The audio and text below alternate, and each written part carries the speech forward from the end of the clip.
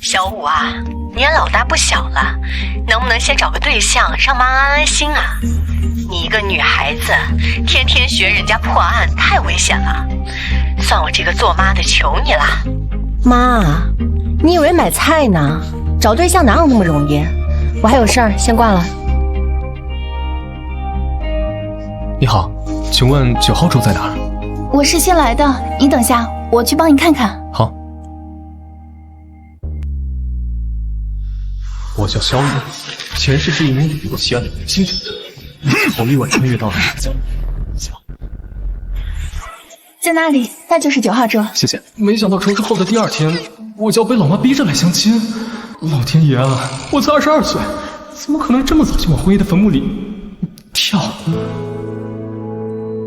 这人间极品啊！老妈这次介绍的对象质量这么高。你是谁？我是来相亲的。你要跟我相亲？是啊，我妈让我来的。你是周阿姨家的姐姐吧？我也不废话了，姐姐长得挺好看的，说实话我也心动。这样吧，姐姐自己想办法爱上我，14亿人里面，我也只给了姐姐机会。吓到了吧？这么 low 的普信男一定没见过吧？是不是把你恶心坏了？如果我不接受呢？不接受？我希望姐姐不要不识抬举，会把自己的路走窄的。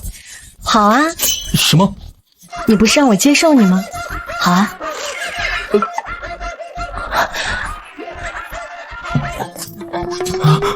先生，不好意思啊，你走错桌了，你要找的9号桌在隔壁。啊！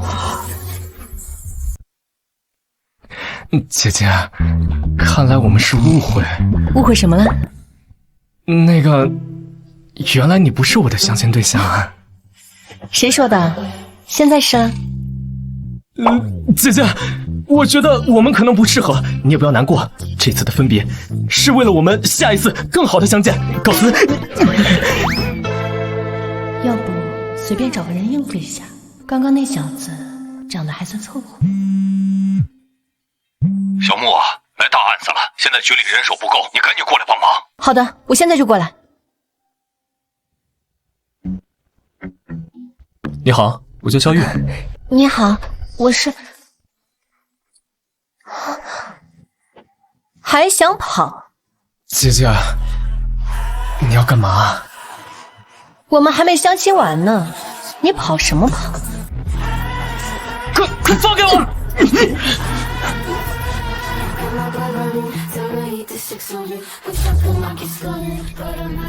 姐姐，你到底什么意思啊？还不知道你是干什么的？肖玉，男，22岁，警校刚毕业，被分配在了刑侦，明天去报道。新人，这么巧？什么这么巧？你帮我个忙，假装是我男朋友，应付一下我爸妈。假装的，吓死我了。那行，以后我用得到你的时候，你得陪我演一下；你用到我的时候，我也假装下你男朋友。平时我们各忙各的。没问题。对了，咱们这是去哪儿啊？命案现场。什么？哎，你看看，太惨了，哎，打人打成这样，脑袋都开过光了，哎，真是惨。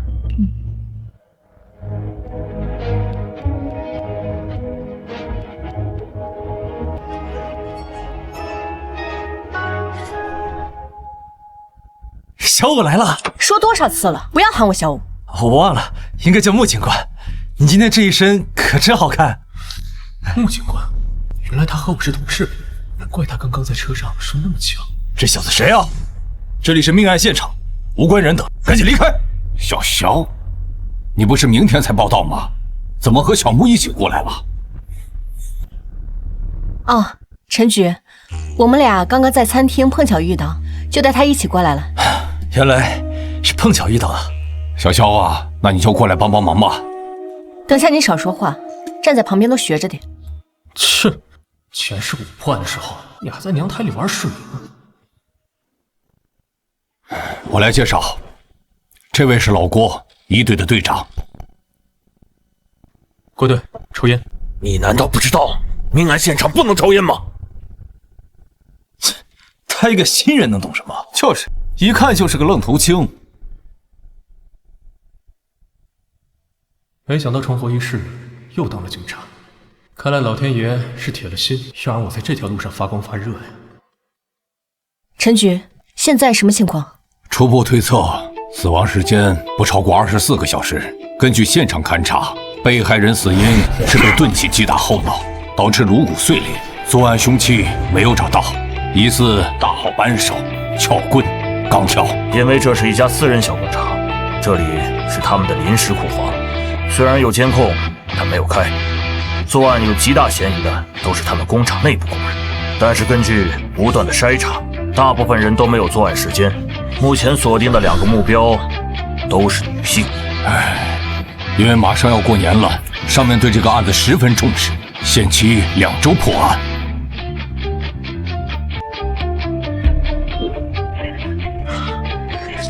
小子，第一次看到尸体，吓到了吗？不对，这不是第一现场。什么？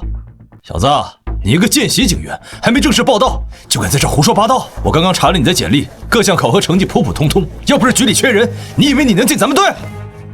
你这家伙怎么突然像是换了一个人？没有任何挣扎，也没有任何活动痕迹，除非被害人瞬间死亡。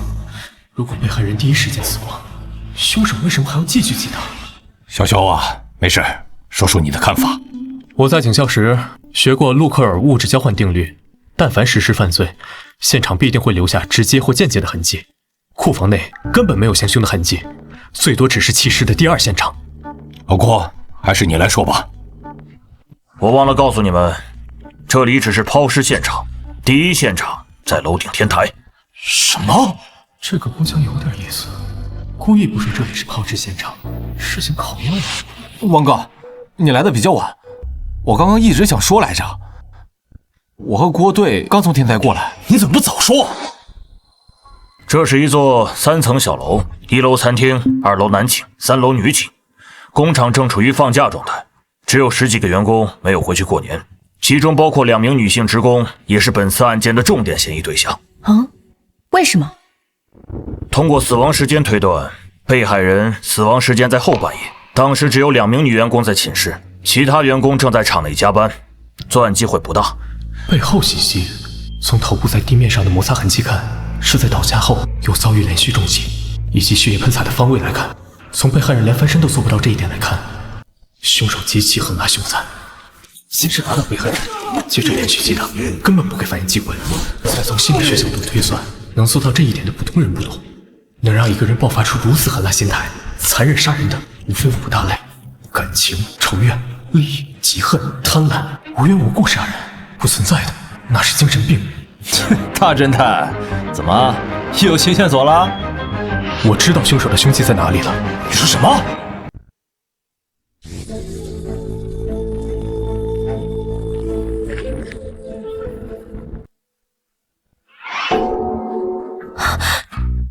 这是凶器？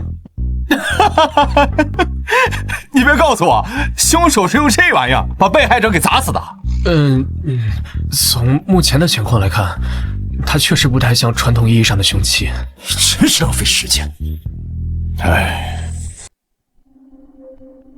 不可能，难道是我找错了地方？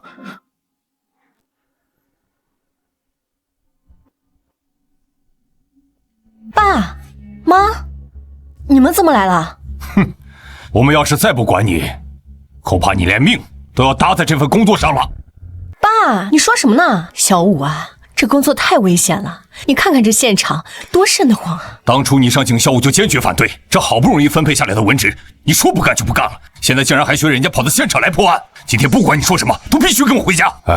小木的父亲是市里有名的企业家，家里很早就给他规划好了人生道路，可小木这孩子偏偏和其他人不一样，他从小便热爱刑侦，又能吃苦，在如今这浮躁的社会里太难得了。伯父伯母，你们好。伯父伯母，你是？我叫肖玉，是小武的男朋友。什么男朋友？男朋友？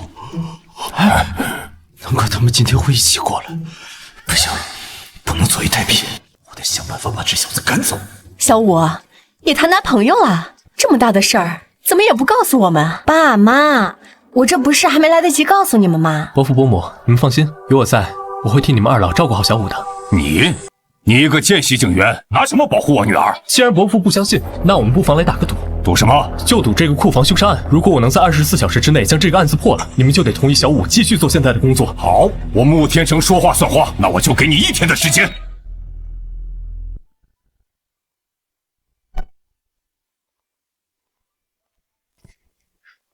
给。刚刚多谢你了。客气什么？之前咱们不是说好了，等我需要用到你的时候，你也得配合我演一出戏。可是你太冲动了，这个案子不简单，还有很多线索没有整理出来，想要在24小时之内破了，几乎是不可能的。算了，事到临头，只能躲一躲了。对了，我不喝饮料，你去门口的便利店帮我带一份咖啡。干什么？你不打算睡觉了？不把这个案子破了，我怎么可能睡得着？别看了，你去睡吧，这个案子交给我。你？从凶手行凶、伏击凶器、击碎被害人头部的力度来看，一般女性很难做到。假如不是2个女员工杀人，又会是谁呢？凶手是如何把死去的被害人运到库房的？假设被害人当时在宿舍，有人来找他，他才去的天台。能自由进出宿舍的人，一定是工厂内部人。但是厂内的车间是有监控的，案发时监控录像显示，期间只有几名员工离开过，但时间绝对不超过半小时。潜回宿舍找到被害人，带被害人去天台杀人运尸，半小时绝对不够。难道是门卫？通过对门卫的手机调查，他当时在玩游戏，网络 IP 地址就是宿舍的 WiFi， 这一点错不了。不是门卫，也不是那2个女员工，更不是厂里加班的人，那会是谁呢？难道还有其他人被我漏掉了？你发现什么了？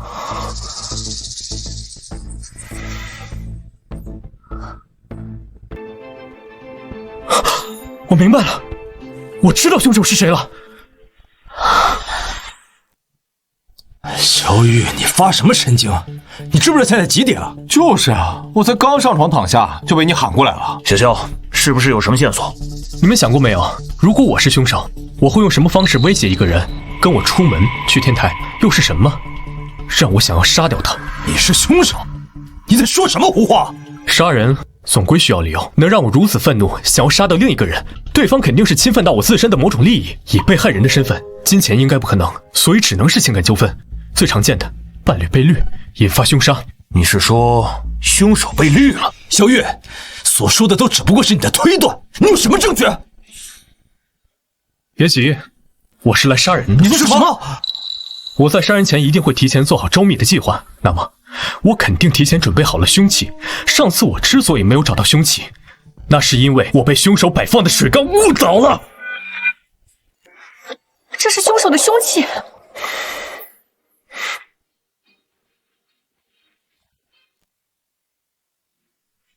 小玉，你不会是提前放了一个扳手在这里面糊弄我吧？我问你，假如你被绿了，你最担心被害人身上什么地方最容易暴露出线索？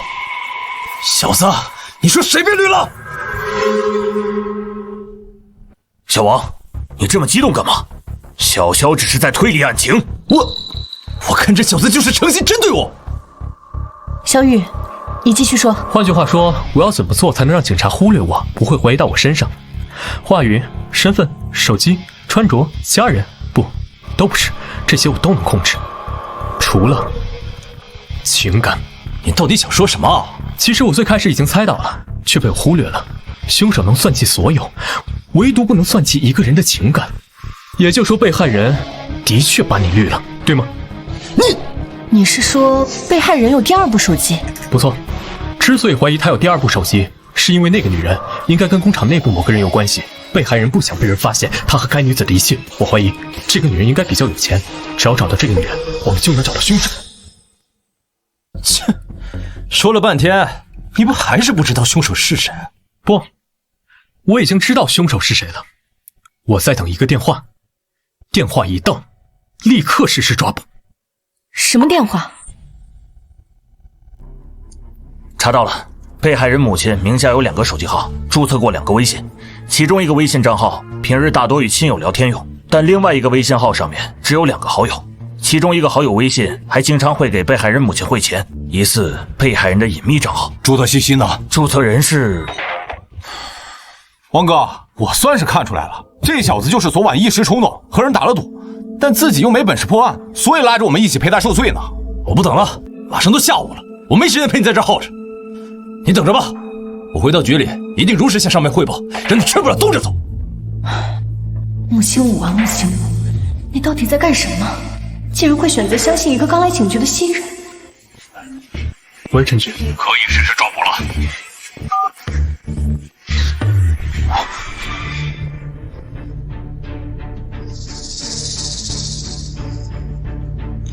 小雨，你确定凶手在里面？哼，当然。小子，要是里面的人不是凶手，你就完了。这不会是那玩意儿吧？让开！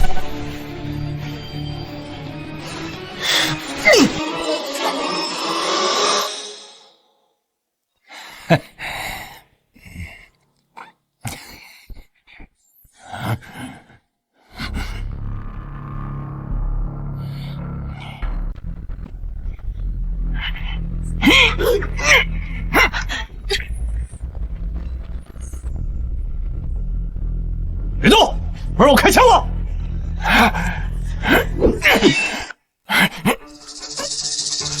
站住！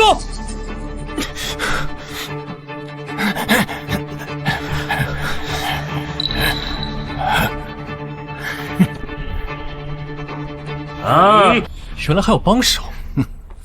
两位警官，一个月多少工资呀？卖什么命啊？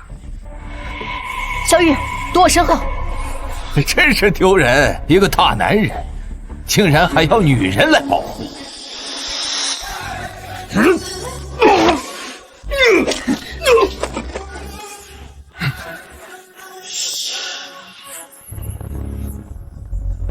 小心！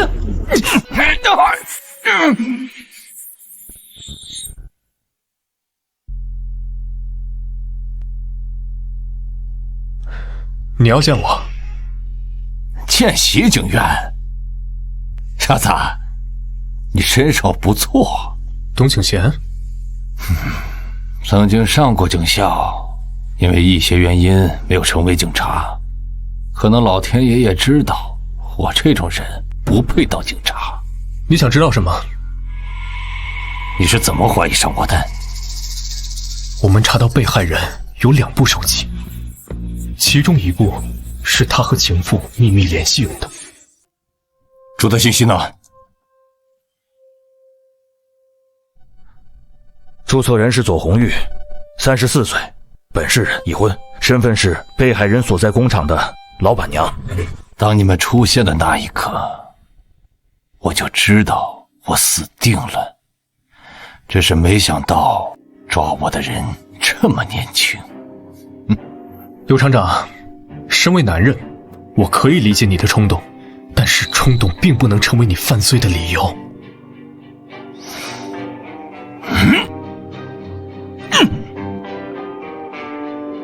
我认罪，我全都交代。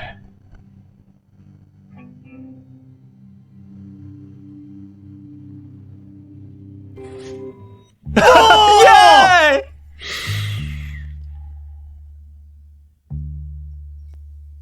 我听郭队说了，这个案子你表现不错，最多1个星期你就能转正。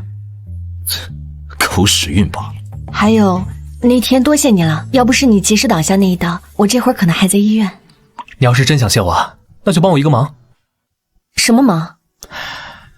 这周末去我家一趟，我爸妈要见你。对了，我忘了和你说，我爸妈也说要见你啊！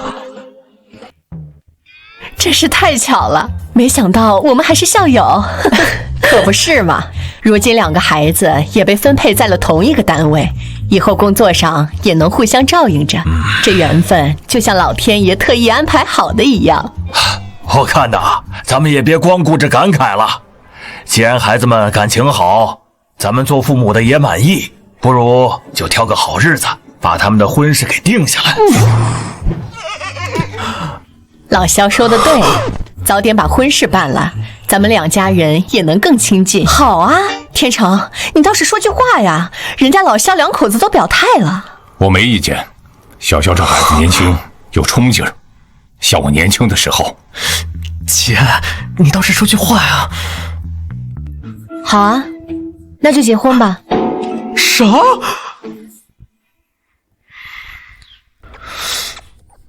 这就领证了？这样也好，有了这个，以后再也不用被家里催婚了。不是，这也太草率了，这速度比我抓犯人还快啊！对了，我父母给我们买了一个婚房，你什么时候搬过来？姐，你来真的？想什么呢？做戏不得做全套。喂，陈局，你们在哪儿？来大活了！出什么事了？省厅亲自下发的特大案件，要求咱们3天之内破案，10万活金。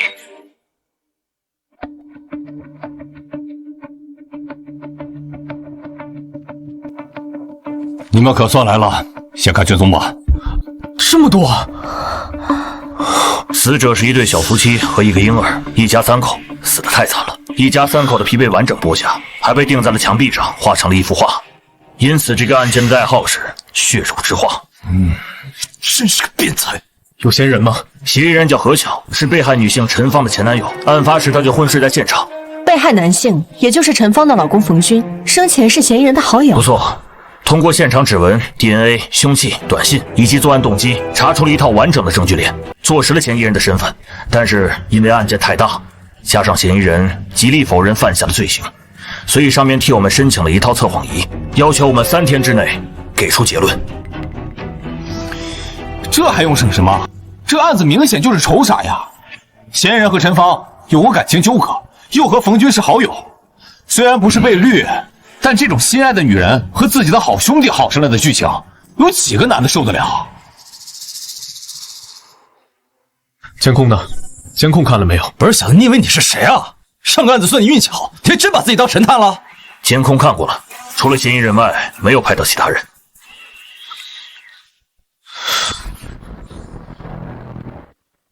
不对，这里面有问题。有什么问题？被害人一家遇害的时间段是在夜晚，只有嫌疑人一个出现在监控里，不是他，那都是鬼杀的。小雨，你可要想清楚了，有些话不能乱说。是时间，时间不对劲。时间18日晚10点39分，嫌疑人离开家门；11点05分抵达被害人家中。嫌疑人被抓捕时是20日早上8点35分左右，总时间为33小时56分。不到34小时，哪怕3名被害人一动不动地被嫌疑人杀害，脱掉被害人衣物需要时间，给被害人放血需要时间，剥下一张完整的皮需要时间，还是3张皮剔肉，把人皮钉在墙壁上。最后是作画，以现场的那些作案工具，就算是专业屠夫也做不到。33个小时，绝对不够。说的这么肯定，搞得你好像杀过人一样。我是不觉得时间有什么问题。有道理，别忘了，凶手还把人骨磨成了粉，没有专业粉碎工具，几乎不可能办到。怎么不可能？万一他提前准备好了什么特殊的药水，也说不定。不是小子，你那眼神什么意思啊？喂，好的，我知道了。小玉，你和我来一趟。怎么了？上面要见你。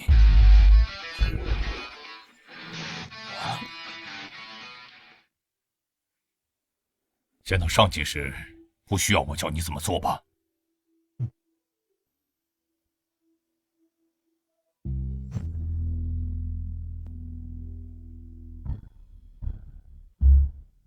你就是萧玉？是的，领导好。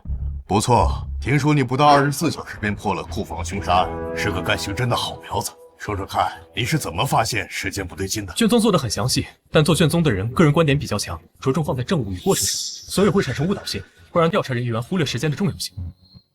并且还有一个很大的疑点。什么疑点？难道没有人想过，得是什么样的心理素质，做下那么变态的凶杀案后，还能在案发现场堂而皇之的睡觉，等着我们去抓？不错，头脑冷静。你们怎么看？进专案组吧。我没意见。专案组？小肖啊，这可是千载难逢的好机会。专案组里可都是本省的精英，能进去那是对你能力极大的肯定。前世我花了3年的时间才进入专案组，没想到这一世仅凭一个案子，就让我提前走到了这里。领导，我愿意加入专案组，但是我有一个要求。什么要求？我想让穆警官也加入专案组。小伙子，穆青浦已经在专案组里了，他是今年的特招生，各项考核都是满分，而且他实战经验也不少，之前参与过几起要案的协助调查，表现相当出色。那我换个要求，能不能让郭队也加入专案组？小肖，这又不是买菜，怎么能讨价还价？没关系，你说的是郭强吧？他原本就在我们的考察名单之内。你可以说说看，你让他加入的理由是什么？郭队有着丰富的刑侦经验，在之前的库房杀人案中，是他整理了卷宗。他不仅把案件里里外外的细节梳理得十分清晰，连那些看似无关紧要、容易被忽略的旁枝末节都标注得明明白白。我认为，如果他能加入，绝对是一个极大的助力。老王、老廖，你们怎么看？我认为没问题。我也觉得可以。行，那我现在正式下达通知。从今天起，你们便是专案组的一员，要求3天之内查出血肉之花案的真凶。是。等一下，我反对。有意思，这时间点掐得如此精准，像是提前知晓会议进程，特意赶来的。小牛啊，你突然反对，总得有个理由吧？专案组的组建是为了尽快破案。时间紧迫，可不能随便添乱。我提议可以测试一下他的能力，看看他有没有这个本事。陈雪，那就是牛鹏，这次专案组的负责人。不错，他就是本省的明星警探刘鹏。早在警校的时候，他便协助市里破获过多个要案。那起名动全国的连环纵火案，他只花了1个星期的时间，便找到了凶手。可以说，他就是未来的警界之星。小雨，你的狗屎运用完了，看他这次怎么想的。赵队，我觉得这不公平。萧玉和牛鹏虽然年纪相当，但是牛鹏从警校时期起便已经积累了丰富的办案经验，让牛鹏给萧玉出题，这分明是存心刁难。小肖啊，你要是不想接受这个测试，可以不用勉强。没关系。我其实也十分好奇，像牛警探这样经验丰富的前辈，会拿出什么样的题目来考验我？萧玉，你太冲动了。其实这不算坏事，有朋说的对，以萧玉的资历进入专案组，一定会有很多人不服。但要是萧玉能通过测试，那可就是凭真本事堵住了所有人的嘴。就凭他？原来是这小子搞的鬼，竟联合牛鹏给我使绊子。可惜呀，他们打错了算盘。前世里我什么大风大浪没有见过，能难倒我萧玉的人，恐怕还没生出来。哎，赵队，你看这事闹的，无妨，年轻人嘛，有竞争是好事。这里有10张照片，我给你1分钟的时间，你需要从这些照片里找出本案的嫌疑人。牛鹏，你什么意思？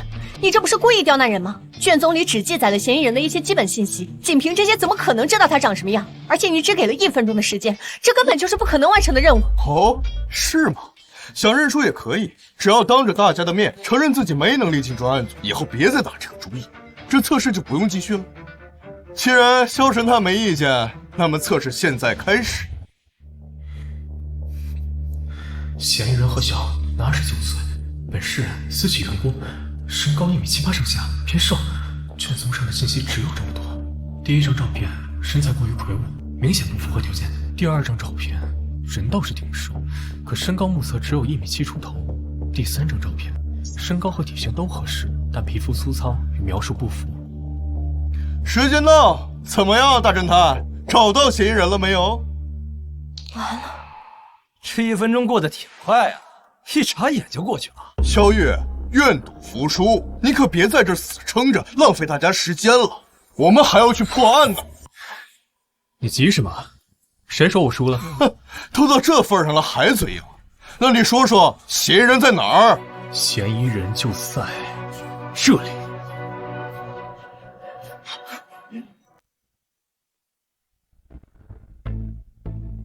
萧月，你开什么玩笑？你找不出来就算了，竟然还敢指牛警官！嫌疑人就在他上衣的口袋里。你是怎么知道的？啊？什么？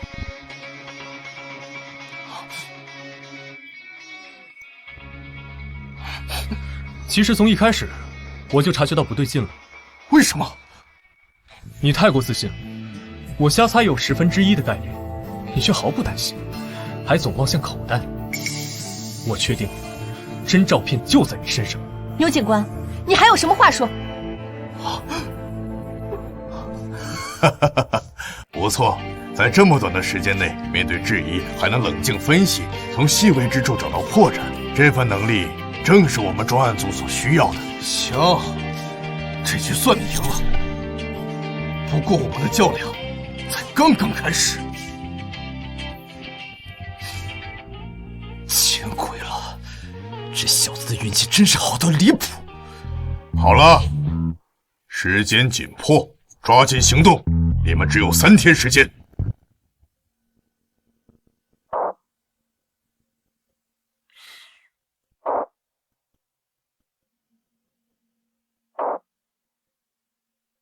现场在6楼，因为没有电梯，需要徒步上去。好快的身手！郭队，这人是什么来头啊？他叫田武，外号老五。小的时候在少林习过武，后来当了特种兵，因为在部队里表现突出，上面研究后就把他调来专案组，给咱们助力来了。我们走吧。好。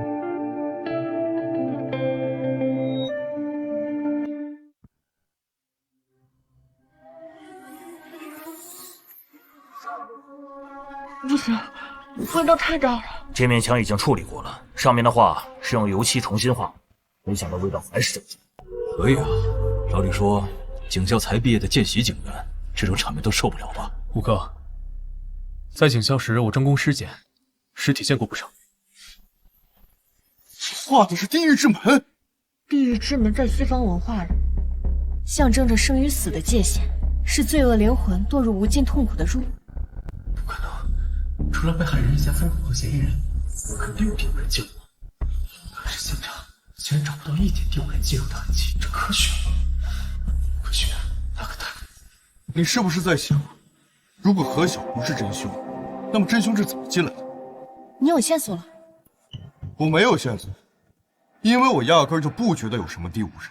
何晓就是一个智商极高且心理素质极好的变态。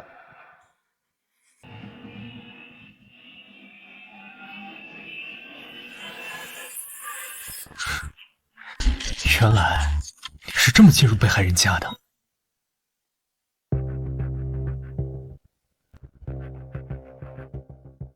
有发现？这地方寻常人还真注意不到，差点让他蒙过去了。劳烦把工具箱给我。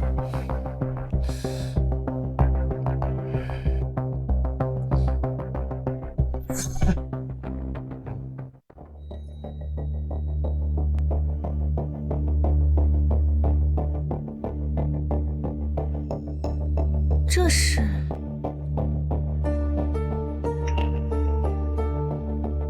你在耍我？这就是你找到的线索？我明白了，凶手是通过这个小洞进入的现场。还是5哥聪明，我来解释一下。凶手先是利用手钻在这上面钻个小孔，再利用一根钢丝将门打开。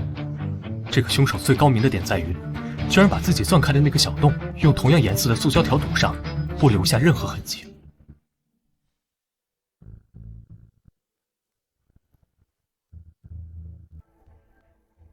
不愧是省里挑选的警员，只是看一眼便金符复刻了凶手的开锁手法。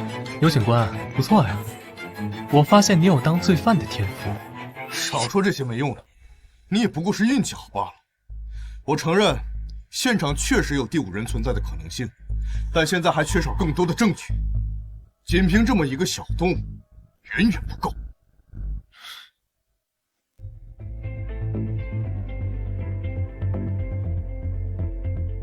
小雨，你去哪儿？去看守所见嫌疑人何晓。警官，我是冤枉的。我知道。你说你知道，那你们为什么不放了我？何晓，你别激动，我们现在还处于调查阶段。虽然你声称自己冤枉，但目前案件存在诸多疑点，我们需要进一步深入调查来核实情况。你们想问什么？问吧。这起案件的被害人一共3人，男被害人是你过去的好兄弟，女被害人是你的前女友。去被害人家里前，你是接到前女友给你发来的短信，短信内容是：何晓，你不是想知道我为什么会跟了大军，现在过来找我？我告诉你，没错吧？对。而后你离开家，去到被害人的家。当你到了被害人的家里，刚刚到，你的姐出现状况，前来后，警方已经到场了。是的，就是这样，警官，你们一定要相信我。一个正常人怎么可能昏睡33个小时？迷药，或是其他药？奇怪的是，血液化验也没有在嫌疑人身上找到使用药物的痕迹。如果真有一名凶手对嫌疑人做了什么，他又是通过何种手段，或者说，是嫌疑人自身通过对嫌疑人自己和过去病历史的调查，嫌疑人的身体很健康，60时有一段时间精神上出现过问题，但很快被治愈。我认为目前破案的关键在于找到凶手行凶的凶器，把人体骨骼磨碎成粉末，一般的工具可做不到。现在太晚了，明天吧。明天我们再去现场看看。行了，都早点休息吧，明天我们继续。小刘，把何晓带走。是。那个姐，我先撤了，明天见。不准走，和我去婚房。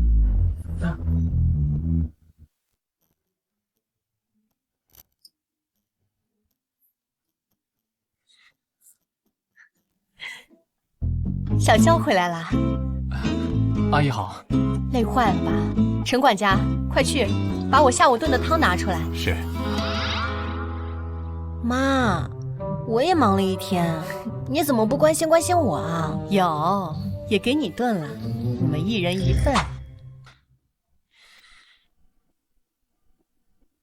姐，你确定我们今晚睡同一个房间？我也不怕告诉你，门外现在至少安排了5个保镖，你要是出得去，大可以试试。难道我的第一次就要交代在这里了？想什么呢？等下我睡床，你睡地上。怎么突然这么热？不对，你妈炖的汤有问题。千算万算，没算到我妈居然在2份汤里都下了药。那怎么办？门外有人守着，我们根本出不去。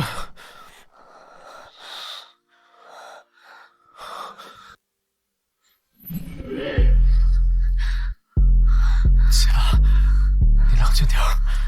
你要是这样，我可控制不住我自己了。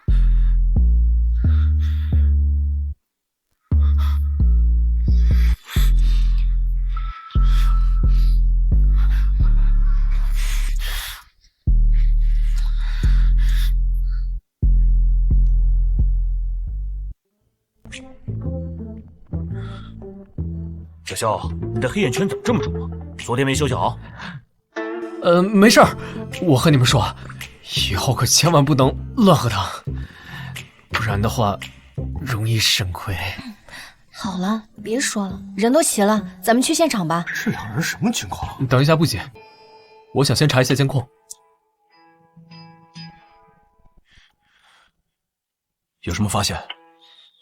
暂时没有。等一下，暂停！你们看，他的身形和走路姿态是不是很奇怪？而且都晚上8点了，他还在小区里晃悠。一般环卫工人这个点早该结束工作下班了。确实很可疑。抱歉，我不这么认为。这个工人的年纪至少在50岁以上，我认为他不具备在短时间内悄无声息完成如此复杂犯罪行为的能力。萧玉，你这就是嫉妒，这么快就锁定了嫌疑人，怕我抢了你的功劳吧？牛警官，我只是就事论事，你要是真觉得他有问题，你就去查他好了。行，那咱们就打个赌，要是我查出来这个环卫工人就是凶手，你就得脱去这身衣服。没问题。好，愿意和我一起查这个人的，跟我走。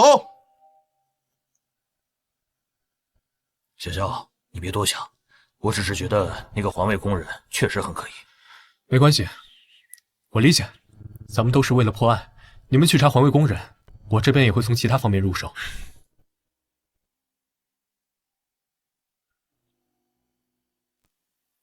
没想到你竟然愿意相信我。你少自作多情了，我不是相信你啊，我是看你一个人怪可怜的，所以留下来帮帮你。好吧，不管如何，谢谢你愿意留下来。那个，我们接下来去哪儿？再去一次现场。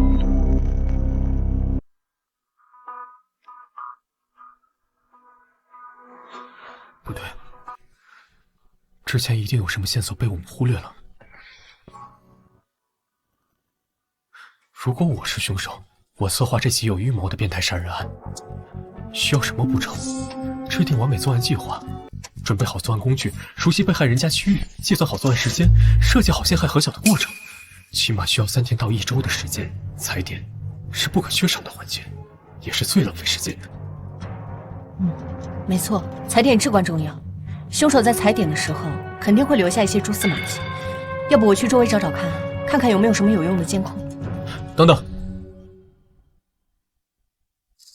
如果我是凶手，那么我为什么会知道嫌疑人何晓的手机，并且能模仿出女被害人的口吻，发出那条短信？是因为我太熟悉被害人一家与何晓？我和他们是什么关系？同学？朋友？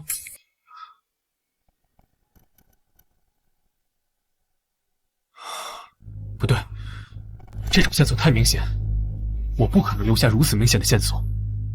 那么，我为什么会发出这样一条短信？是单纯引诱嫌疑人，或者另有目的？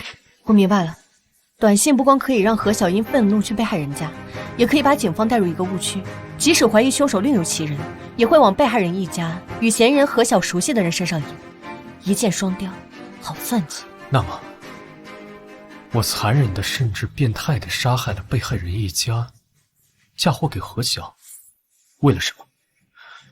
根据调查，受害者一家与嫌疑人何晓均无重大恩怨，不存在极端矛盾，是情绪失控吗？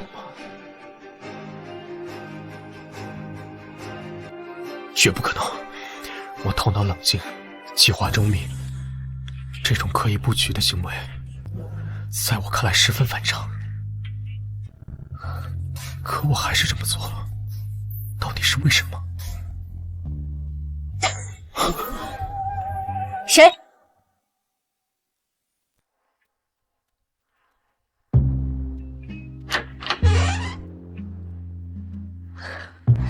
原来是你这个小家伙。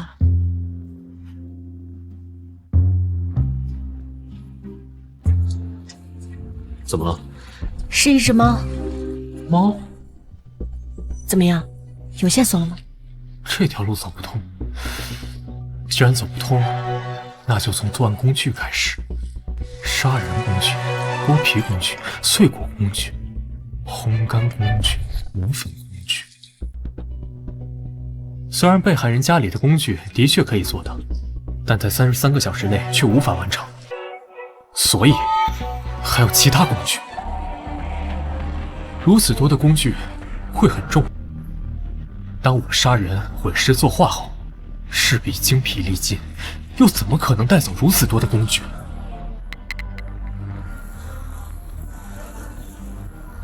如果留下，会被警方找到线索。不，我不用带走他们，只需要把他们藏在警方不会注意、不会发现、轻易不会想到的地方就好。难道是小区化粪池？不，带着他们出去，很容易被小区监控看的。那会是什么地方？猫喜欢攀爬，在黑暗中行动自如，常常出没于一些隐秘的角落。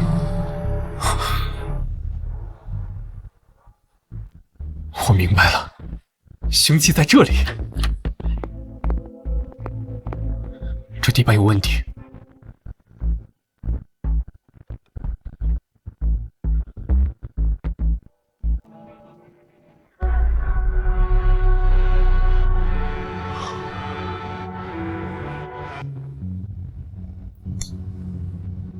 小肖啊，干得好，你又立功了。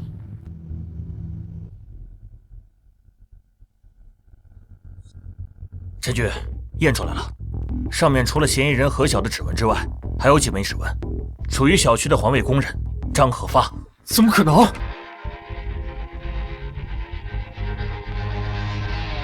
喂，好，我知道了。牛棚那边传来消息，说他们已经抓到了嫌疑人张可发。警官，你们抓错人了哟！我啥子坏事都没干，咋可就把我抓来了吗？张和发，你别装蒜了，我们掌握的证据可不少，现在老实交代，还能争取个宽大处理。啥子证据嘛？我真的是冤枉的，你们莫要乱冤枉好人啊！这东西是你的，他好端端的怎么会跑到命案现场去了？这说不定是有人陷害我。我前几天确实把这东西弄丢了，可能是哪个捡到，故意拿到那个地方去想整我呀。18日晚上，你明明已经下班了，你还鬼鬼祟祟在被害人的小区附近转悠，监控都拍得清清楚楚，这你又作何解释？我就是路过那儿，想去看看朋友。朋友？哪个朋友？叫什么名字？住在哪栋楼哪个单元？我们马上就可以去核实。张和发，我提醒你一句，你现在是一件特大灭门案的嫌疑人，一旦罪名坐实，那是会判死刑的。算了，我说实话，我确实是去偷电缆的。啊，偷电缆？那点事情我手头紧得很，我欠了一屁股烂账，那些催债的天天电话打个不停，脑壳都给我吵麻了，我实在没办法了，就听别人说那个小区附近有电缆，心想偷点卖钱，先把眼前这关过了再说。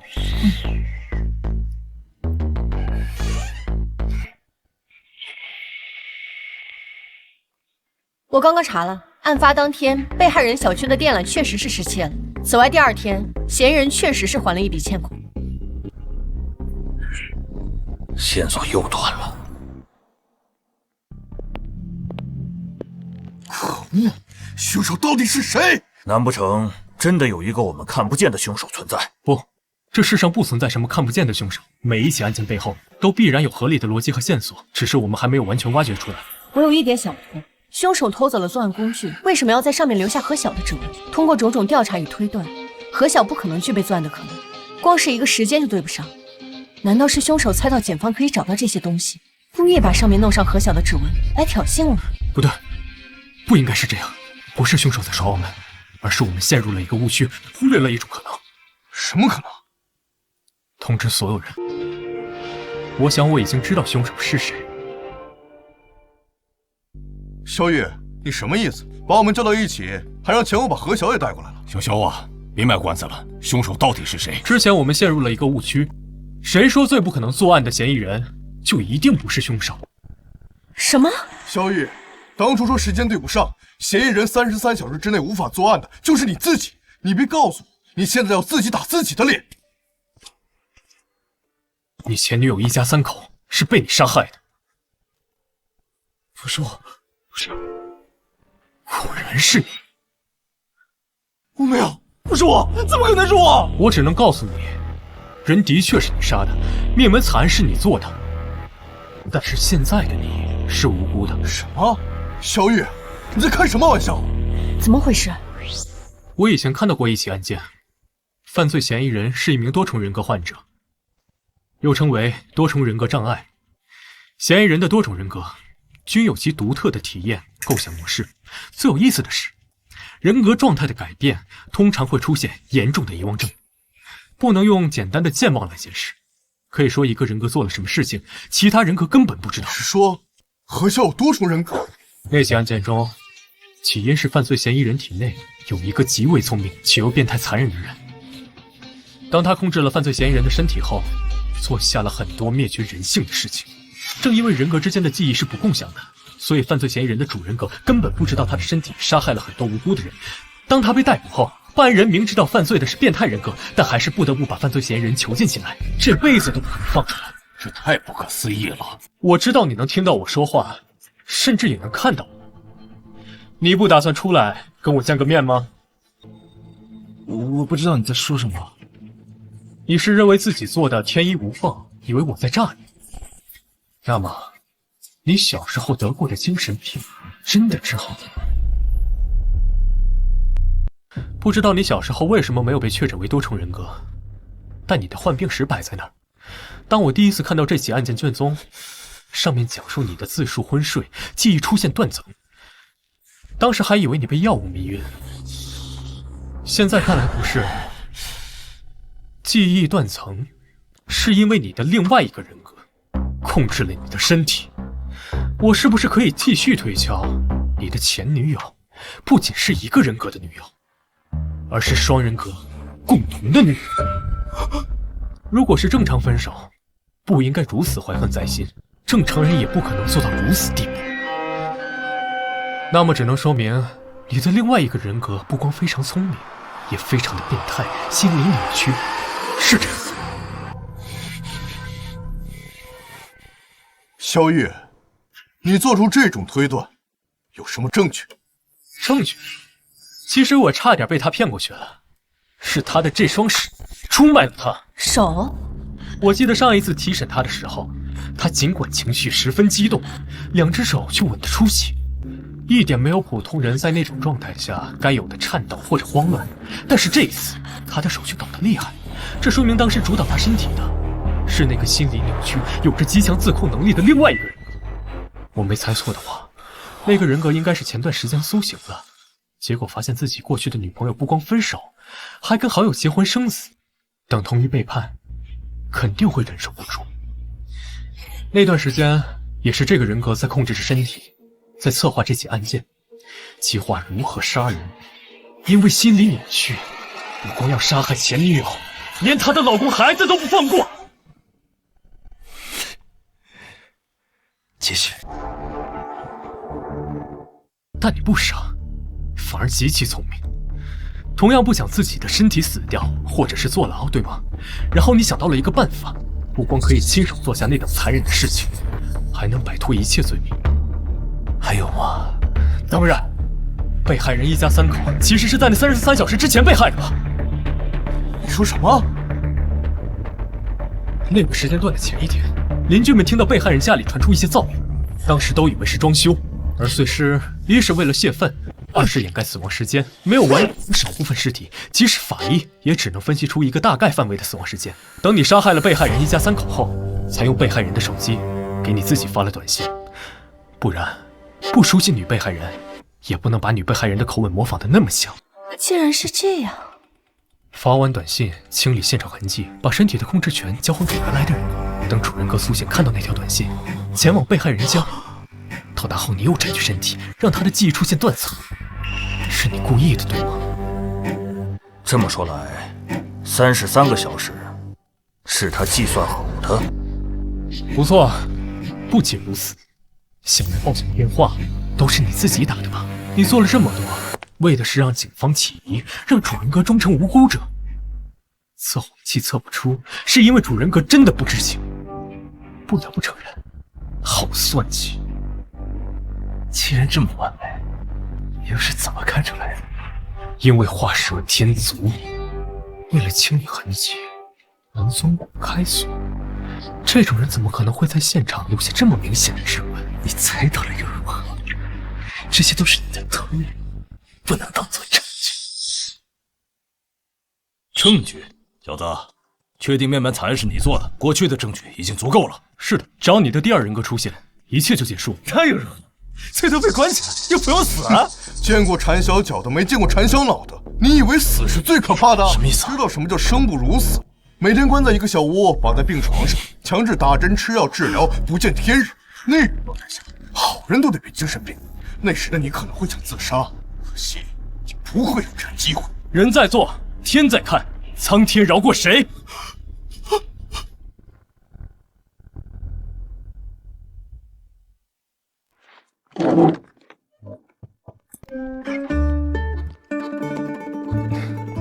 领导好。小肖啊，干得不错，批文下来了，你快看看吧。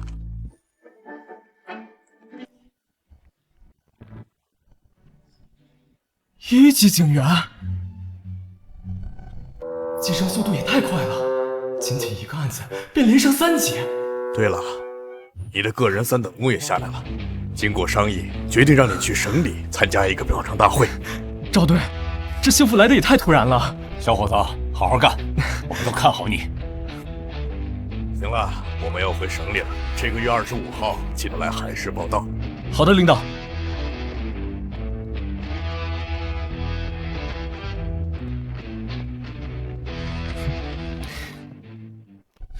小雨，我和贤武要回省里了，这次的灭门案算你赢了，不过我可没有那么容易认输，下次有机会，我肯定会扳回一城。行，等着你。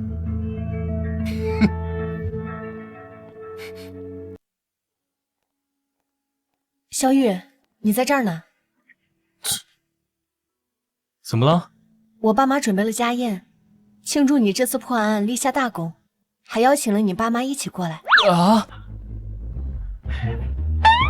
咱妈不会又炖汤吧？我早就说了，小肖这孩子啊不错，有前途。你看，这才几天的时间，就升到了1级警员。亲家公过奖了，我家肖玉啊，这次能破案立功，少不了小武的从旁协助。有句话说得好，男女搭配，效率翻倍。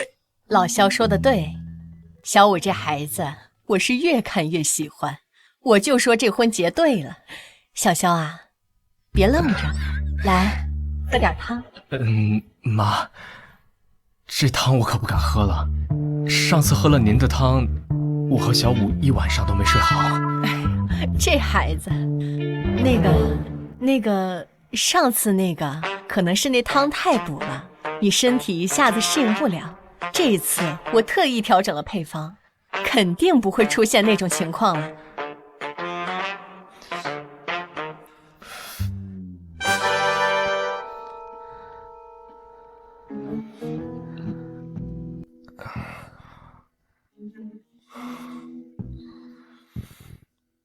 那个姐，我们就这么一直坐着。咱们要不要做点什么？这房间是不是开空调了？我怎么那么热啊？你别说，好像确实挺热的。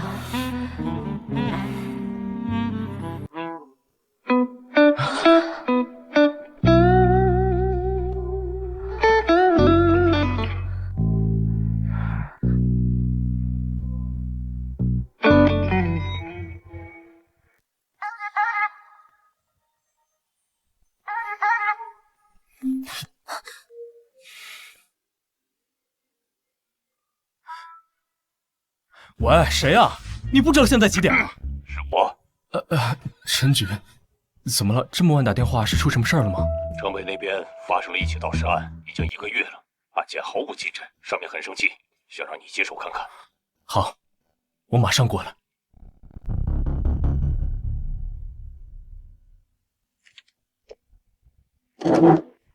小雨、小莫，你们可算来了。郭队、陈局，一起盗尸案而已，用不着这么晚过来下班。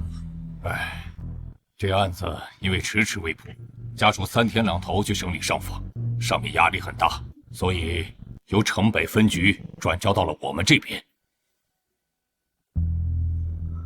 你小子可以呀！你知不知道，你现在可是咱们市的名人了，圈子里给你取了个外号，叫肖尔摩斯。真是人怕出名猪怕壮。现在好了，什么活都往我们这里推。小肖啊，我理解你的辛苦和压力。我还叫了天凯和小伟也过来帮你了嘛，他们就在会议室。我知道你25号要去省里，现在还剩3天的时间，你得抓点紧了。等你这个案子破了，我给你和小木批1个星期的带薪假。真的？您放心，不用3天，我1天就把这个案子给破了。卷宗还没看呢，就在这吹。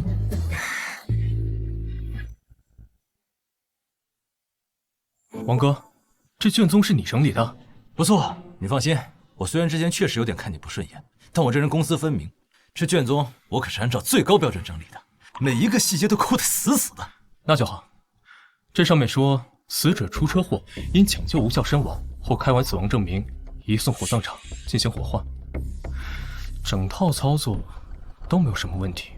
巧的是，死者的儿子是学医的，因为给其父亲更换骨灰坛，发现自己去世父亲的骨灰颜色不对，结果通过化验，死者的儿子发现其父亲的骨灰竟然变成了猪骨灰。是的，因为死者家属发现死者遗体可能在火化时被调包，已是半年后，火葬厂方拒不承认调包，反过来起诉死者家属敲诈勒索。这要怎么查？火葬场的确有监控，但火化的过程却没有监控。到时，一些特定机构的确存在收购尸体现象，虽然价格很高，但都是正规渠道。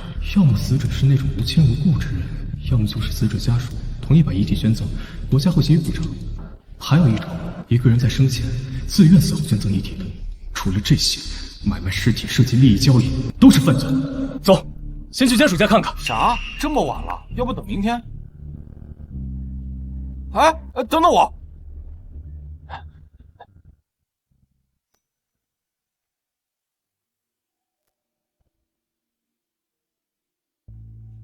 谁呀？你好，警察。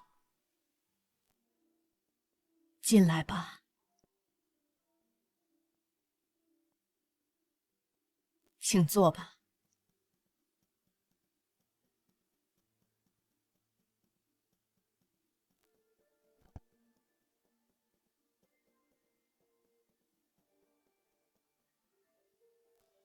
妈，他们是谁啊？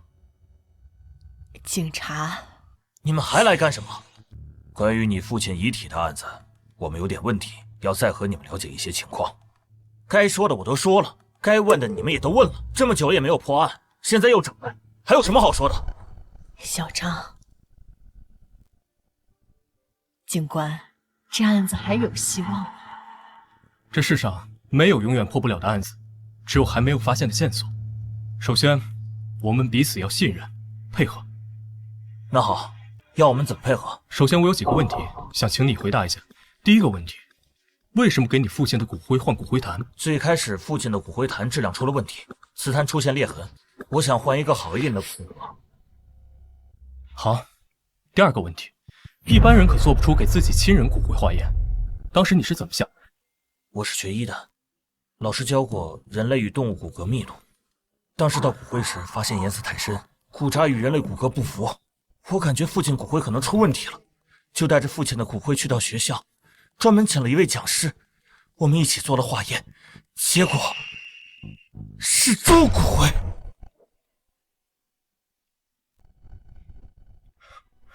行，我就这2个问题，时候不早了，你们早点休息吧。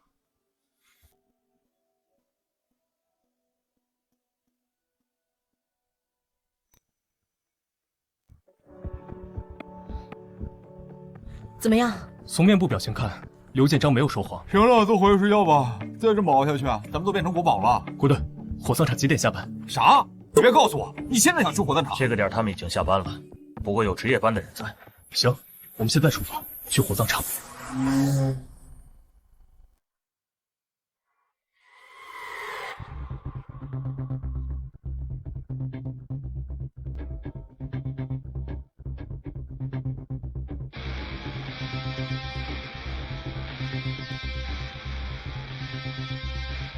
你累了的话，就换我开。没事，谢谢。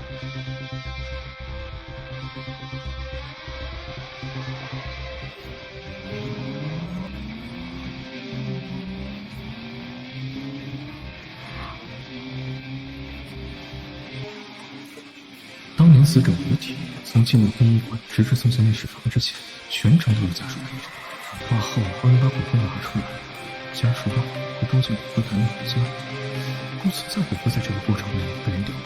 唯一可能出现问题的地方，就是尸体被火化时，在这个路上被掉落是极有可能的。通过卷宗上显示，当年接手案件的调查人员调用过火葬场的监控，的确不存在人或车进出时盗尸的可能性。当年的监控录像，如今还被封存在档案室里，出轨了。人的尸体火化后，化成猪骨灰，魔术敢这么玩，电影敢这么演。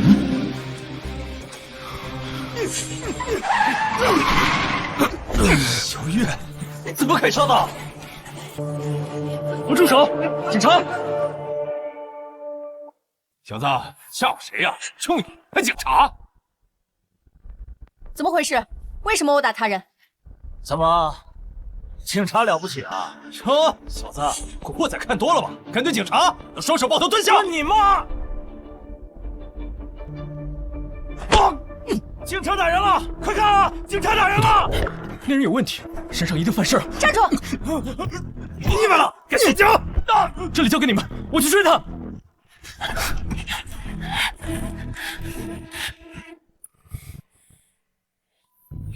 真是倒霉，竟然遇到了警察。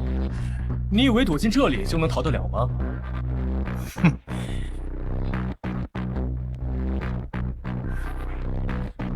就你一个，对付你，我一个人绰绰。去死！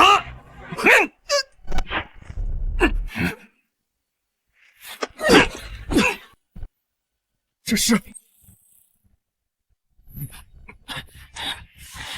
别跑！站住！不愧是警界第一神探，身手果然了得。少废话，你被捕了。为什么叫双面大盗啊？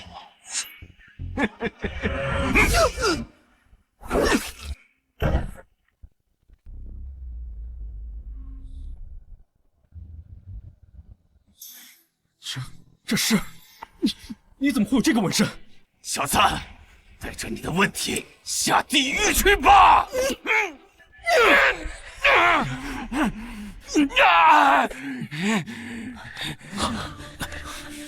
小雨，你受伤了？没事。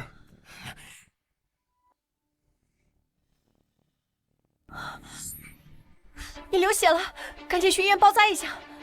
郭队，这个人麻烦你带回去，好好的审一下，顺便问一下他手臂上的纹身是怎么来的。行，没问题。你们来了，怎么样？没事吧？一点小伤，问出来没？审出来了，这家伙叫王德龙，男，31岁，L 市人，是个逃犯，化名王小军，藏在本市。犯了什么罪？贩毒。被打的人是他们的客户，起因是这小子毒瘾犯了，找到健身房，结果他没钱还想拿货，因此两边起了争执。纹身的事问了没有？问了，这小子是个软骨头，被小王吓唬了一下，什么都招了。他说他在3个月前加入了一个组织，叫黑骨。黑骨？不错，这是一个跨国犯罪集团，入会仪式就是纹上黑色的骷髅纹身。王德龙不过是个刚的新人，知道的也就这么多。我已经向上面反馈了，让他们顺这条线查下去。看来也只能这样了。没想到火葬场没去成，顺路抓了一个贩毒团伙。陈局很高兴，这可又是一件大功。你小子还真是咱们局的福将。这个点儿，火葬场应该开门了，咱们赶紧过去一趟吧。姐，这是……我妈听说你受伤了，给你买了一辆新车，这车空间大，开着能安全舒服些。这车不少钱吧？钱的事儿你就别操心了，你放心，这车不贵，没有超标。好吧，那个，替我谢谢咱妈。你俩该不会是已经领证了吧？算了，我耳朵不好，刚刚什么都没听见。这么久的事，我真的一点都不记得了。你确定不记得了？警官，我发誓，真的不记得了。不过，我们火葬场已经对那些诬告者提起诉讼，他们摆明就是想要敲诈。你说何建正告你了？他问你要多少钱？那个具体的数目我忘了，得去查一下。那行，我们可以去查看一下内部吗？比如炼尸房这些地方。应该是不行的，我们火葬场有规定，外人……我们不是来跟你们讲规矩、讲道理的，我们是警察，请配合调查。即使你们是警察，也要讲道理吧？什么道理？是你的道理大，还是国家的法律大？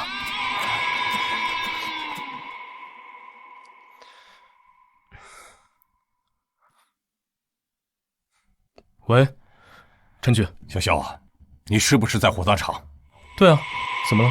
刚刚我接到上面的电话，似乎有人不想让我们继续查下去。不过你别怕，我已经和赵队反映了，他说出了事他来扛，你大胆的查。明白。怎么了？吴经理，看来我小瞧了你。不过你找谁都没用，今天这案子我必须查个水落石出。郭队，麻烦再叫几个兄弟过来。好，我现在就打电话。你们去查一下监控。是。郭队，这边交给你们，我和小五去那边转转。行。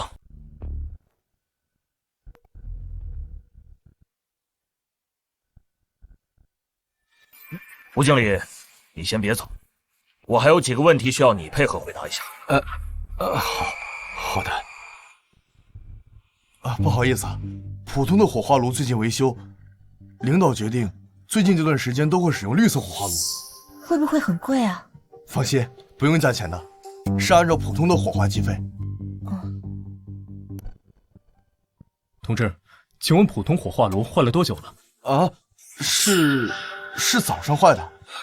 监控有问题。我们查到这个月火葬场每天出车的次数达到了40次以上，远超正常水平。奇怪，不仅出车次数过多，而且还只进不出。难道是干私活？不对，火葬场给遗体火化都是按照流程来，警方有备案，任何流程缺一不可，不可能存在做私活的可能性，这是犯法。除非是全员犯罪。小雨，局里刚刚传回消息，这个吴经理的账户很干净，没查出什么问题。他全部的存款一共9万。好，一个堂堂火葬场负责人，账户存款只有9万块，欲盖弥彰。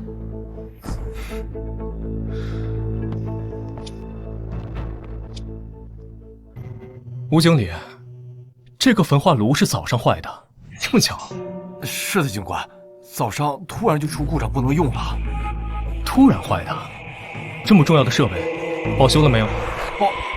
报修了，不过记录还没有来得及整理，等下我让人找出来给您看。不用了，你现在将它打开。这刚坏没多久，里面温度还很高，而且说不定还有一些有害气体残留。吴经理，你这么紧张，难道里面藏了什么不可告人的东西？警官，你说笑了，我哪敢藏什么呀？我再说一次，将它打开。这，小二，打开吧。啊！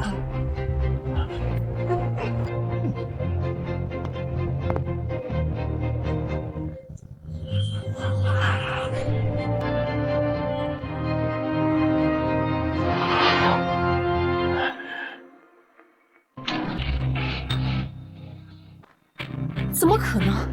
这里面是空的。警官，我早就说了，这里面什么也没有。不对，什么也没搜到，不合理。难道是我们侦查的方向出了问题？不可能，一定是有什么地方疏离。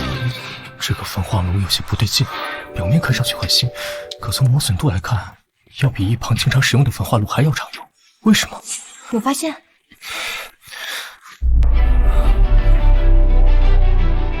这小子胆子也太大了。不对，这里面有机关，下面有一个冷藏室。什么？什么？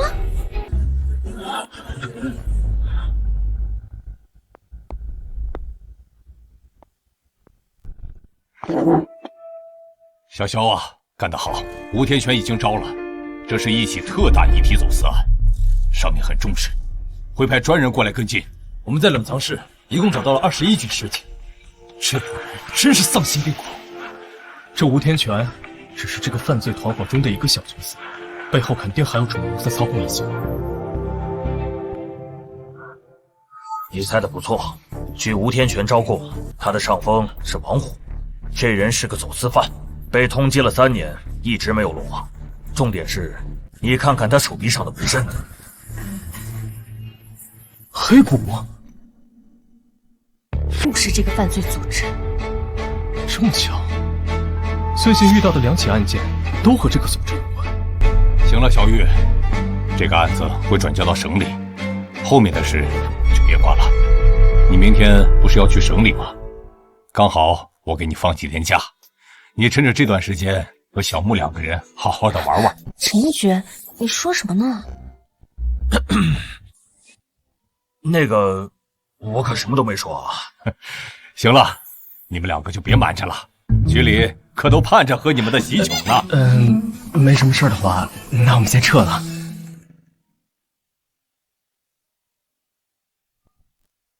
喂，赵队，小玉啊，你最近手上有案子吗？要是没有的话，今天晚上来省城一趟。这么急啊？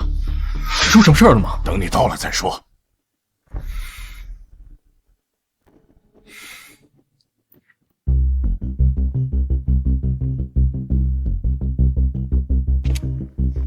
赵队，你们来了，出什么事儿了？你们看一眼这个监控吧。这是特大 C 级案件。特大案件分为 A、B、C、D、E 5个等级。像你之前破获的血肉之化算1级案件，那件尸体走私案涉及上千个尸体，勉强可算是D 级案件。特大 C 级这种案件，听说地方已经没有权利插手，都是特殊部门来处理。想当初，我只有在警校的课本上才能见到这种级别的案子。不错，这也是我叫你们来的原因。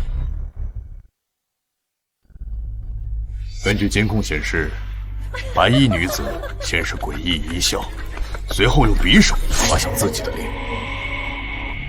案发时，报案人听到一些奇怪的声音，跑过去查看，发现一名白衣女子形容夜鬼，拿着刀划着脸。报案人吓了几个小时后才报案。等警方抵达时，死者早就断气了。第2起案件发生在2022年，出事地点是一个健身房，也是自残。赵队，你别告诉我，这5起案件死亡原因一样，但是却发生在5个不同的城市，而且还是1年1起。你猜对了，5起案件，死者被发现时的死亡场景一起比一起严重，初步判定疑似他杀。因为一个人不可能对自己自残到那种地步，相关部门立刻展开了调查，结果毫无头绪。这案子太诡异了，如果真的是他杀的话，凶手简直不像是人类，更像是某种超自然力量在作祟。赵队，有没有什么可用的线索？我们在5名死者的体内发现了药物残留，具体是什么药物还没有分析出来。不过咱们内部一位权威的法医专家很确定地说，没有哪种药物可以完全控制一个人，毁坏一个人的痛苦神经，让一个人自残到如此程度。是的，这里面有2点无法解决。第一，如何麻木人体全身痛觉神经，还能让人保持正常行动状态？第二，用什么办法控制一个人，让其对自身做出极端自残行为，直至失去生命体征？上面让我找人协助调查，我第一时间就想到了你。行了，今天太晚了，你们2个先回去休息吧。别说了，明天我带你们去见一个人。好，那明天见。对了，你们2个难道……那个赵队，不错，赵队，我们领证了。啊，这么快？不错不错，男才女貌，我早就看出来你们俩有苗头。什么时候办喜酒？别忘了通知我。没问题，到时候领导可得包一个大红包。行，红包肯定少不了。不过这案子也得抓紧，我这身上的压力太大了，你小子得帮我分担点儿。这是自然。那我们就先走了，你也早点休息。谁啊？是我。怎么了？怎么还不睡觉？我睡不着，今晚我能不能和你一起睡？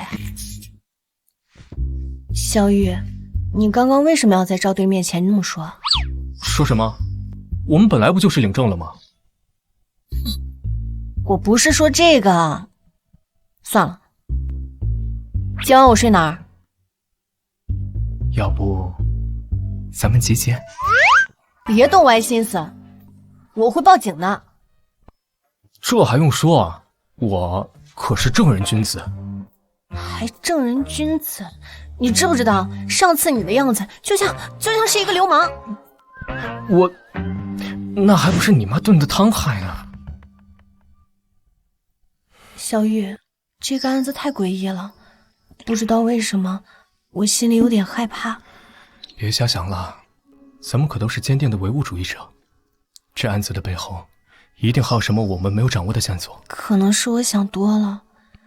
小雨，有你在我身边，我心里踏实多了。姐，那个，我突然想起来，上次我们没做完的事，要不要继续？什么事啊？我听不懂你在说什么。就是那个，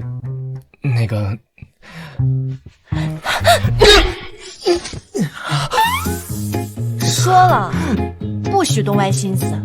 今晚你就睡地板，别想再上床。啊！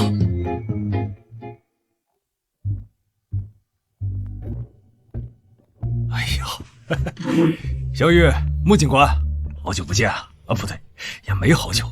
我记得咱们上个星期刚见过。你们怎么在这儿？小雨，你什么意思？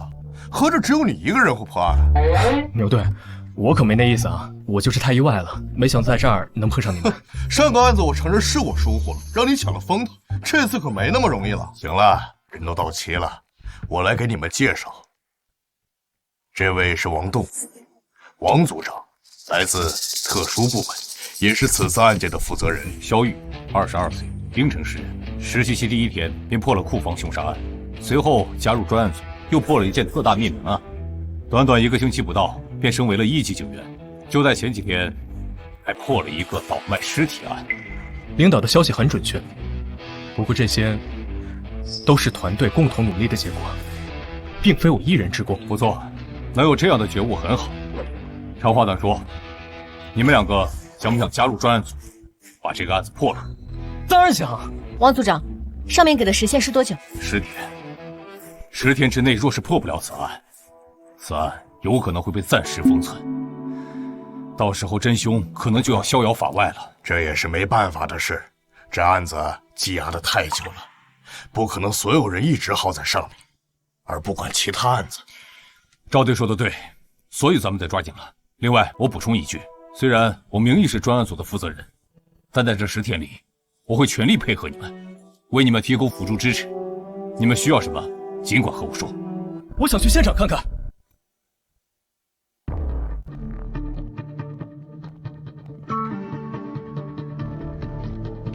这是当时的现场。想要让一个人自裁，无非是几种方式：催眠、药物或者致幻。催眠虽然可行，但被催眠者如遇到刺激、疼痛会自然醒转，而药物大多使其全身行动力失去运转，重举会使其昏迷，也不太可。至于致幻，如何控制一个人的幻想，让处于幻觉中的人伤害自己，这简直是天方夜谭。难道是团伙作案？那目的呢？在不接触死者的情况下，又是如何让其服下药物？小雨，你怎么想？难道是故意的？5个视频刚好都在监控前。是的，太废了！天底下不可能有这么巧的事。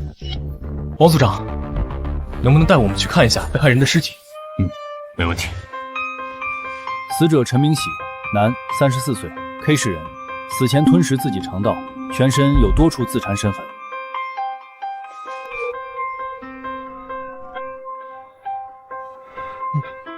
萧月，萧月，好的，你笑什么？你变态啊！你怕尸体？我不是怕尸体，我是怕你。你是不是发现什么了？死者胸腹上的伤口很平整，一刀切，没有伤及内脏。死者对自己下手时，居然还会控制下刀深浅。你们不觉得有意思吗？你的意思是说有人在控制他们？可是监控里什么也没有拍到啊！继续。陈法医，麻烦你切开死者的耳朵。切耳朵？切吧。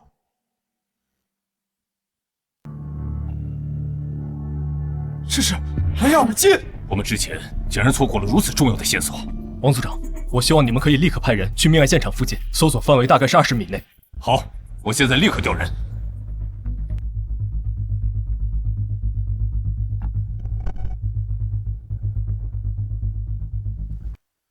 找到了，是一台 MP5。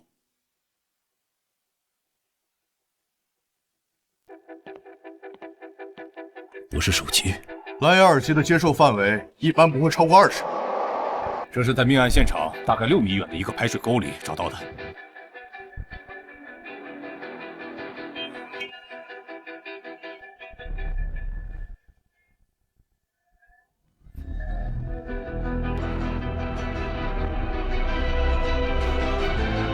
找到了，应该就是这个。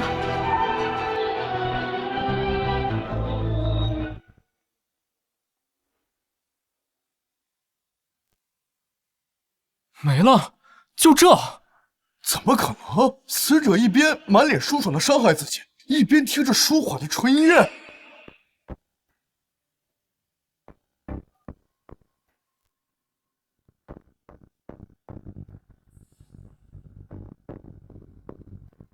你们发现什么了没有？是催眠？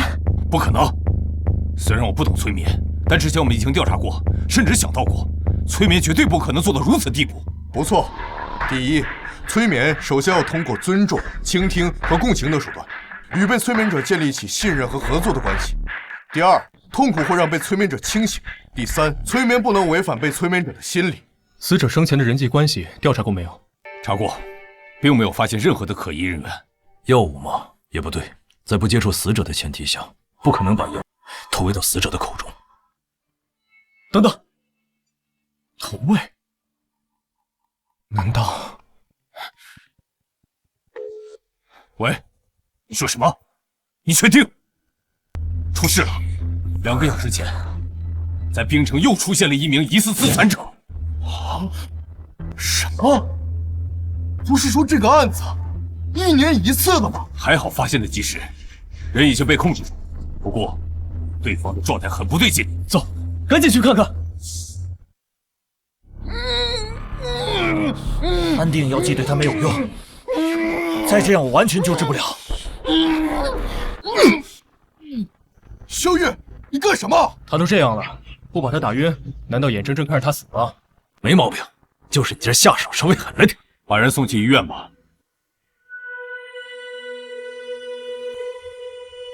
人暂时无法问审，咱们先看一眼监控。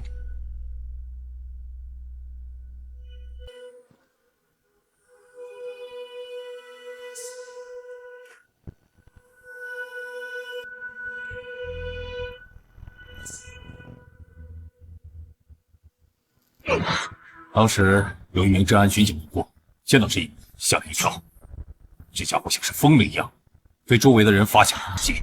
最终是4个民警合力，整整用了半个小时时间，才把他彻底制服。搞什么？丧尸围场？视频看完了，你们怎么想？给他验血了吗？验了，结果还没出来。我估计就算验了也没用，这家伙的体内是一种新药，没有什么参考价值。现在只能等了，等他的意识清醒，这个案子才能继续查下去。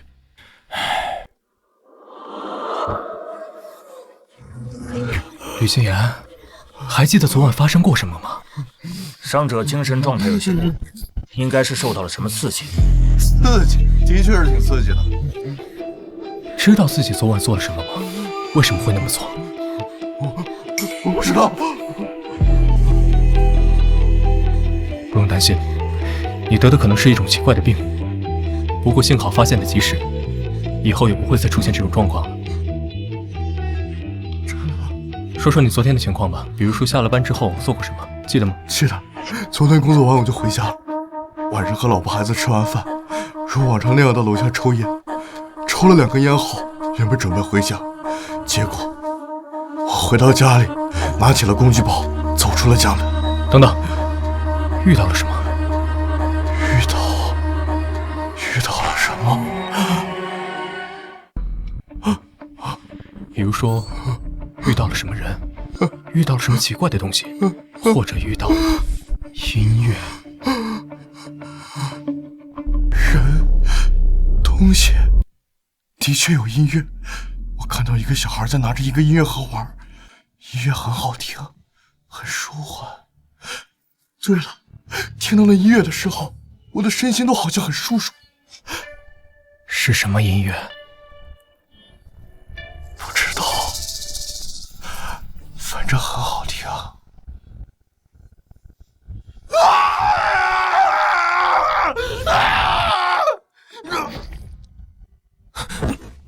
果然是催眠。那么问题来了，这个凶手是利用的什么手段控制的受害人？受害人的社会关系很简单，妻子是那种老实本分的家庭主妇，还有一个上初中的女儿，暂时没有发现什么可疑的对象。不对，去受害人家里看看。你的丈夫平日里有什么娱乐爱好吗？他平日除了上班，和朋友出去喝点酒，再就打游戏。手游？不是，是电脑玩的。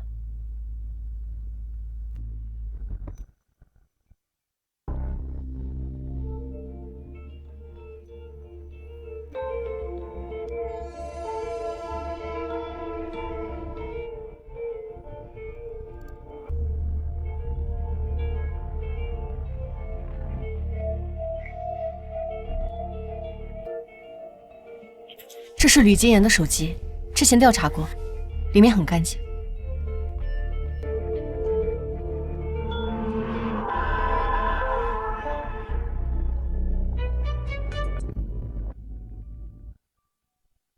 你怀疑这个 APP？ 现在这个阶段，任何可疑的细节都不能放过。王所长，麻烦你利用权限联系直播平台的技术人员，我要详细的浏览记录。好，我这就去办。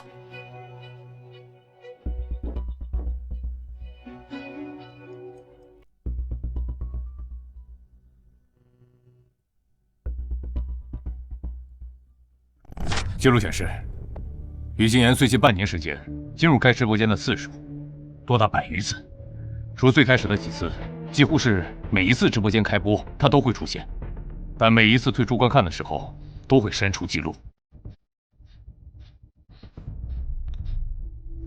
直播间的主人是谁？查不到 IP 地址，是通过代理 IP 登录，身份信息也都是假的。难道是通过直播间对受害者进行催眠？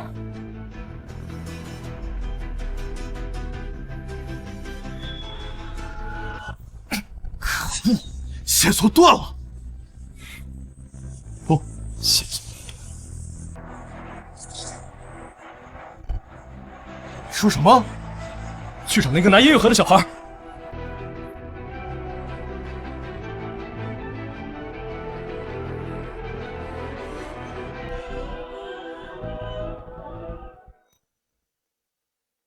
孩子找到了，应该是一个20几岁的哥哥给他的。对方的反侦查能力很强，他给孩子音乐盒的时候，正好是小区内的监控死角。通过对小区的监控排查，也没有找到疑似孩子口中的青年。同时，我们也调取了小区外的天眼监控，同样没有锁定到嫌犯目标。想要通过孩子的口述画出人像画，不现实。不对，他还在本市。为什么？因为他这次的计划没有成功。比如，一个男生和一个女生相恋，到了如期似交、谈婚论嫁的阶段。正当男生高高兴兴地拿着户口本，要和女生领取结婚证，结果女生突然和他提出分手，和另外一个男生闪婚。男生会如何？愤怒，或者说是暴怒。是的，越聪明的人越自信，自信多了很容易衍生出另外几种情绪，这是心理学中几乎不可逆转的现象，很少有人能控制住这种自身心理。越聪明越自信，当他被狠狠地打击到，他会忍受不住愤怒，同样会好奇，他会想知道自己的计划为什么会被破坏，是怎么被破坏，他会去查看究竟。那岂不是说医院里的吕金言现在很危险？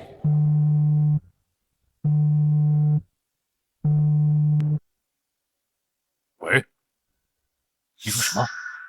吕金言又自残了，现在在抢救。走，快去医院。吕金吃掉了自己2根手指，还用玻璃划开了肚子，基本上是抢救不回来了。什么？可恶！这个凶手把我们当猴子耍！医院到处都有警察，他是怎么做到的？难道是医护人员？不可能，所有的医护人员我们都排查过，不是他们。我们大意了。停！就是这里，退回去。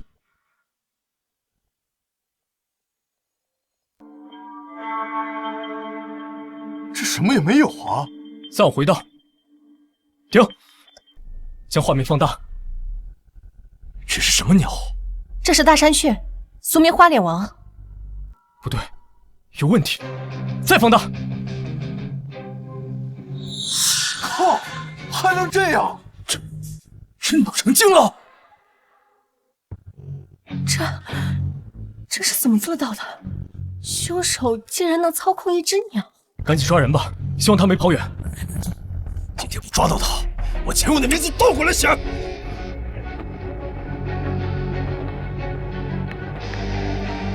喂，是我，赶紧调人过来，将第7医院全面封锁。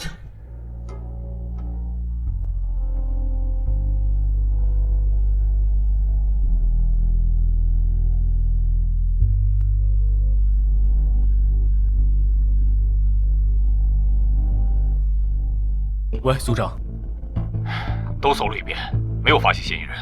不可能的，我们行动很快，他应该来不及跑。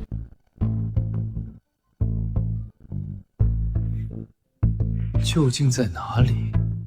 以对方的性格，应该不会狼狈地躲起来。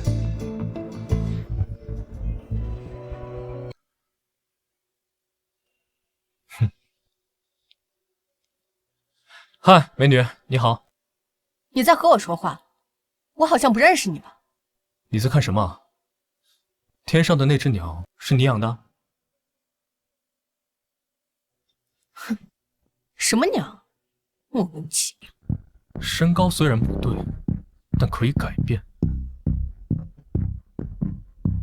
是增高鞋。1.8米变成1.7米，去掉10公分增高。你原来的身高是1.7米。再来说身材，男人的衣服本就来比女人宽大，所以突然换装会显得差距很大，对吗？你是不是有什么病啊？你再骚扰我，我报警了。还有一点，你可以利用装扮把全身上下都包裹起来，但是你却忘记了，耳朵是露在外面的。知道拍身份证照片为什么要露出耳朵吗？因为不管脸怎么变，一般人不会改变耳朵。另外，男装时你的胸很平，就是证明你的胸肯定不大。就算你换了女装，也不可能变成一对 D， 只能说明里面藏东西。会是什么？我猜会不会冒出几只鸟？萧玉，你确实很聪明。你认识我？当然，自我介绍一下，我叫何雨。你为什么要用我？没什么理由，只是好玩罢了。好玩？你知不知道你所谓的好玩，让一个个家庭陷入了无尽的悲痛？这些人做错了什么，要遭受这样的折磨？因为这些男人都该死，他们只会在外面找情人，背叛自己的家庭。我就是要惩罚他们，让他们也尝尝痛苦的滋味。利用药物和催眠来控制你，花费这么大的成本，你的背后不止你一个人吧？你猜对了，萧雨，你3番2次破坏我们的行动，上面已经注意到，你的死期已经不远了。你是黑谷的成员。上一世我们能杀你一次，这一世一样可以。你说什么？萧萧玉，你就算再厉害，也逃不过命运的轮回。这一世，你依旧会死在我们手里。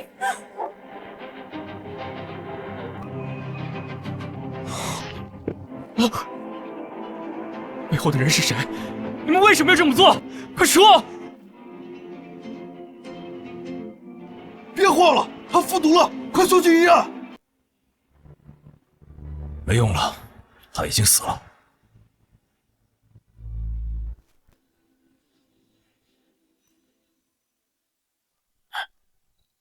他就是凶手，真没想到犯下如此诡异大案的，竟然是一个小丫头。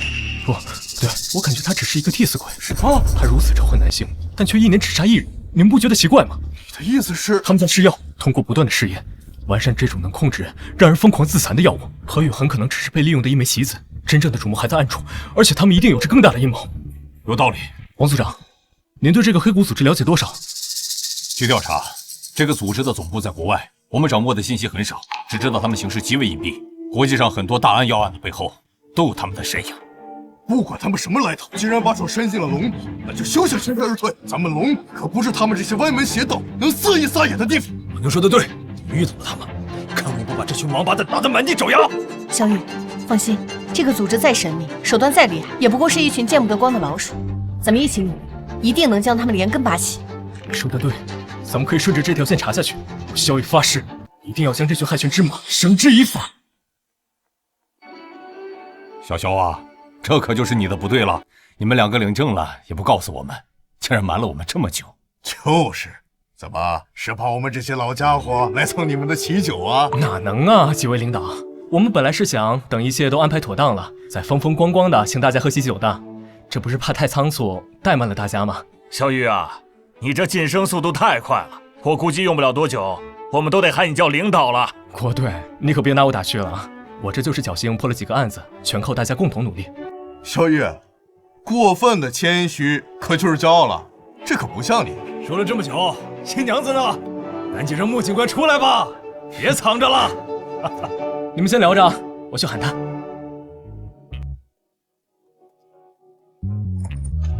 小五，你好了没有？都等着你呢。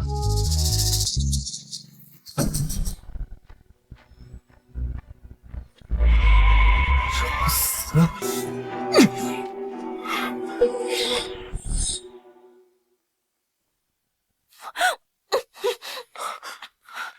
你是什么人？小五呢？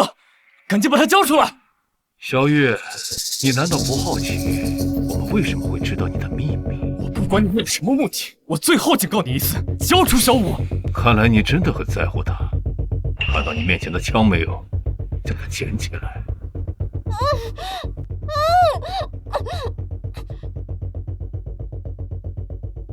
我们来玩一个游戏，我数3个数，我们同时开枪，看看是谁的枪更快。只要你赢了，我就把你的女人放了。我是警察，我是不可能和你玩这个游戏。那太可惜了，那么我只能把他杀了。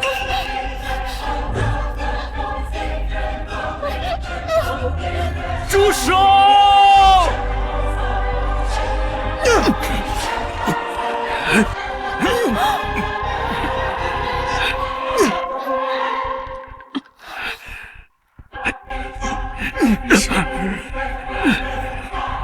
没事吧？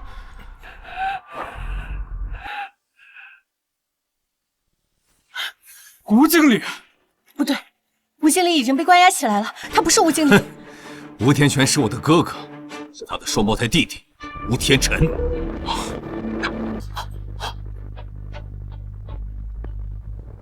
小雨，怎么回事？他是黑谷的人，将他带回局里，好好的审审。好大的胆子，今天还敢来闹事！放心，交给我们。小雨，刚刚他说的秘密是什么意思啊？没什么，我后面会把这件事慢慢告诉你的。现在咱们有更重要的事情要去做。什么事啊？当然是去结婚。